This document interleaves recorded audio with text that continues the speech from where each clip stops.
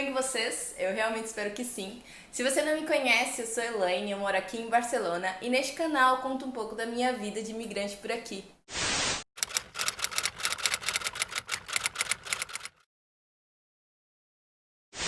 E aí, como eu falei pra vocês, em outubro eu fui chamada para 3 entrevistas. 2 delas foram pelo LinkedIn e uma foi pelo InfoJobs. A que foi pelo InfoJobs foi a da empresa pequena que eu falei pra vocês. No dia da entrevista foi com um gerente e eu fiz uma provinha primeiro, mais ou menos umas 20 questões. E depois a gente teve bateu um papinho assim sobre a minha vida. Ele me fez perguntas e tal. Inclusive a pergunta que todas elas fizeram foi o porquê que eu estava aqui e por que eu tinha demorado tanto para trabalhar. Eu tinha chegado aqui em novembro do ano anterior, em outubro eu estava buscando trabalho. Então ele perguntou por que você demorou tanto para encontrar trabalho. Aí eu tive que explicar para eles que a minha documentação demorou para sair e além disso eu fazia trabalhos voluntários aqui. Então assim, isso foi uma resposta que eu acho que foi que chamou a atenção deles, porque eu falei que enquanto eu estava esperando a documentação, eu estava fazendo trabalhos voluntários para me adaptar com a sociedade espanhola. Depois, se vocês quiserem, eu posso fazer um vídeo explicando como foi meu trabalho voluntário. Mas um deles era num escritório. Então isso já me fez perceber mais ou menos como é a vida laboral aqui, né? Então, para resumir, essa primeira entrevista foi assim, uma provinha para saber os meus conhecimentos sobre o Plano General Contábil aqui da Espanha, que eu tinha comentado com vocês, e perguntas em geral sobre minha vida. Depois, se eu tinha perguntas para eles também, é sempre bom, gente, ter perguntinhas que seja assim, perguntas de coisas que você já sabe, que você já leu no site deles, mas pergunta, porque aí você mostra interesse. A segunda empresa que eu falei pra vocês eu achei o máximo, porque eu nunca vivi uma experiência dessa. A nossa entrevista foi num café. E aí ele fez muitas perguntas sobre a minha vida e etc. Por que eu estava me candidatando para um posto mais baixo do que o posto que eu tinha no Brasil. E aí eu expliquei pra ele, né, porque eu tava chegando agora, era um país diferente, as leis eram diferentes. Então, assim, entrar como júnior pra mim também seria bom, porque o que eu pedia, na verdade, era só uma oportunidade e não salário, cargo, status, etc. Essa foi a primeira fase. A segunda fase dessa entrevista foi com um gerente também, e esse gerente me deu uma prova também, de mais ou menos umas 20 questões pra eu fazer. E aí eu fiz essa prova, ele me perguntou bastante coisa também sobre a minha vida. E nessa entrevista também, gente, uma coisa que aconteceu foi que eles me perguntaram qual era a minha pretensão salarial. E uma coisa que eu não estava esperando era essa pergunta. Porque eu achei que, tipo, a maioria das empresas em que eu fui fazer entrevista na minha vida já tinha o salário fechado, é isso que eu vou te pagar e ponto. A primeira já tinha me dito qual era o salário.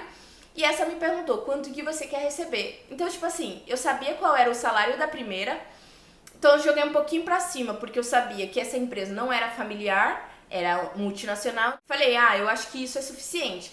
Mas depois eu descobri que eu tinha pedido pouco e mesmo assim eles me aceitaram, né? Tipo assim, eles falaram, não, você tá aprovada, seu salário vai ser tal, não sei o que. Tipo assim, sabe? Eu pedi o salário abaixo da média e eles não aumentaram. Eles falaram, ela pediu isso, então eu vou pagar isso pra ela, depois ela não pode reclamar. Então já fica aí uma dica pra vocês quando forem fazer entrevista, verificar qual é a base salarial do país em que você está para a área que você está aplicando. Chegamos ao ponto da terceira entrevista, que foi a que eu fui selecionada e foi a que eu escolhi. A primeira parte assim da abordagem foi feita assim pelo LinkedIn. Eu me candidatei no LinkedIn e eles me mandaram um e-mail dizendo que eu tinha passado na pré-seleção pelo LinkedIn e se eles podiam marcar um dia para fazer uma entrevista telefônica com eles. Achei meio diferente, né?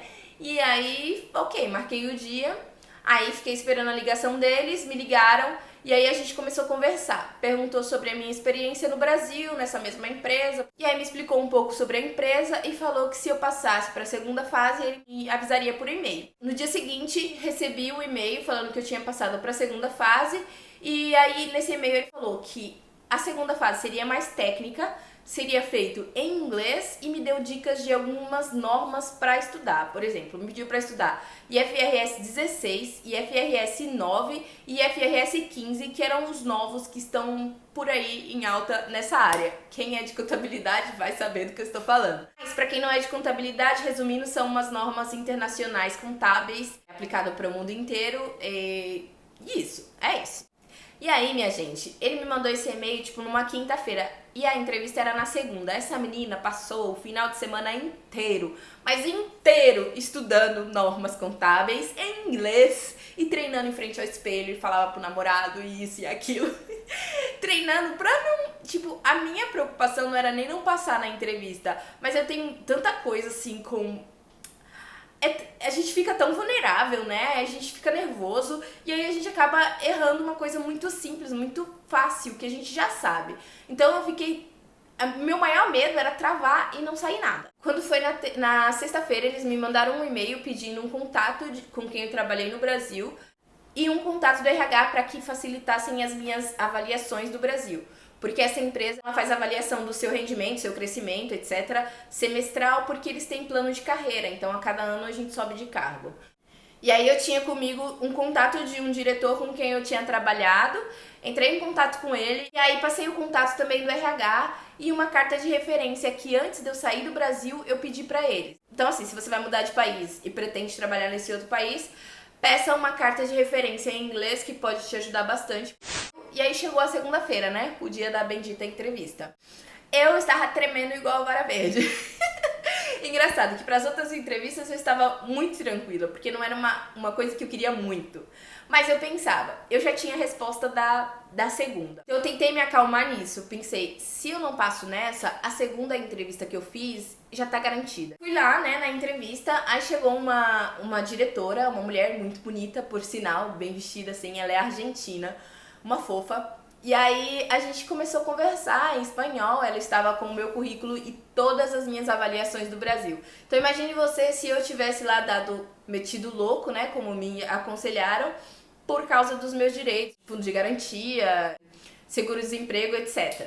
Então, tipo assim, eu estaria manchada na empresa e assim, essa oportunidade que eu tô tendo hoje eu não teria, eu já teria rasgado ela e jogado pela janela. Não teve prova dessa vez, acredito, porque... como a metodologia é a mesma do que a do Brasil e eu já estava como sênior, então eles imaginavam que eu já sabia, entendeu? E aí ela me perguntou sobre o meu master, em que seria o meu diploma, se seria em auditoria. Eu falei que não, que seria em contabilidade, que eu estava fazendo exatamente para ter conhecimento das normas aqui, que mais tarde eu pretendia fazer uma em auditoria, mas era pura mentira que eu não pretendo fazer mais nada. Foi toda em espanhol a entrevista e não teve nada de perguntas sobre as regras, as normas, IFRS, etc. Então significa que eu estudei um final de semana inteira à toa. Só que não foi à toa, porque depois eu tive que aplicar isso no trabalho. Então, enfim, pelo menos fica como conhecimento. Estudo nunca é à toa, né? Estudo é para conhecimento.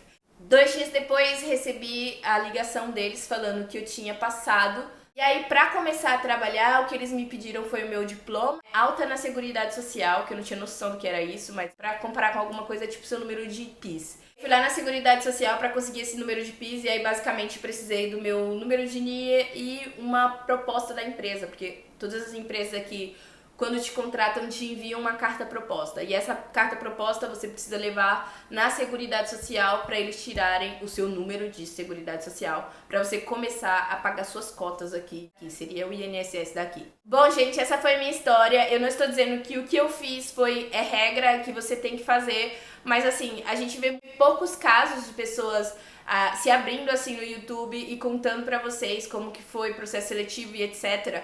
Então eu vim aqui compartilhar com vocês pra vocês terem mais ou menos ideia de como é em cada área, em cada vaga, com cada pessoa vai ser diferente, porque é uma coisa muito pessoal, mas pra vocês terem mais ou menos noção do que é e saber que tipo não é um bicho de 7 cabeças. O que eu aconselho sempre é isso que eu fiz no começo, de correr atrás dos requisitos que as empresas pedem, porque daí você já vai estar pronto para competir com qualquer outra pessoa, sabe? Você não já vai ser descartado logo de cara. Eu vou pedir para vocês se inscreverem aqui no canal. Se você gostou, dá um joinha, deixa o like. Por favor, vou pedir para vocês compartilharem esse vídeo, que me ajudaria muito, porque daí mais pessoas viriam, mais pessoas conheceriam o canal e talvez se inscreveriam aqui.